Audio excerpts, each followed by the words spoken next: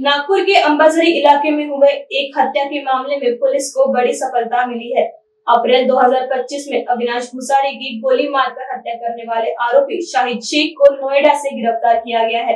Police जांच में सामने आया है कि आरोपी ने एक संगठित गिरोह बनाकर वारदात को अंजाम दिया था, जिसके चलते इस मामले में मोक्का यानी महाराष्ट्र संगठित अपराध नियंत्रण अधिनियम के तहत धाराएं भी जोड़ी गई है। पुणे शाखा यूनिट 2 और साइबर टीम के संयुक्त ऑपरेशन में शाहिद को नोएडा से गिरफ्तार कर नागपुर लाया गया और आज उसे सीतामढ़ी डिवीजन के सहायक पुलिस आयुक्त के समक्ष पेश किया गया।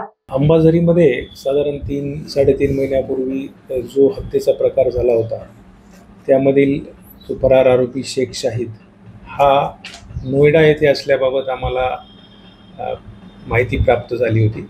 त्या माहितीच्या आधारे या ठिकाणी युनिट 2 मध्ये कार्यरत असणारे पोलीस हवालदार तिवारी, पोलीस हवालदार चंगोले आणि पोलीस हवालदार तेलेवार या तिघांना आम्ही नोएडा येथे पाठवले होते। त्यांनी त्या ठिकाणी जाऊन त्या आरोपीचा शोध घेऊन त्याला ताब्यात घेतलेला आहे।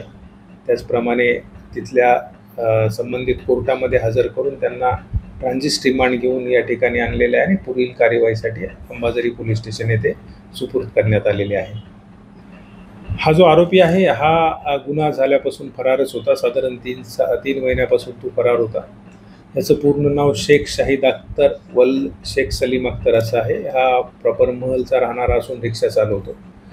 जो जेव्हापासून गुन्हा झाला तेव्हापासून तो वेगवेगळ्या ठिकाणी फिरत होता। दरम्यानच्या काळामध्ये तो कोलकात्यालाही काही दिवस राहिल्याबद्दल निष्पन्न झालेला आहे आणि आता काही दिवसापूर्वी तो नोएडाला जाऊन त्या ठिकाणी राहत होता आणि त्याबाबत आम्हाला माहिती प्राप्त झाली।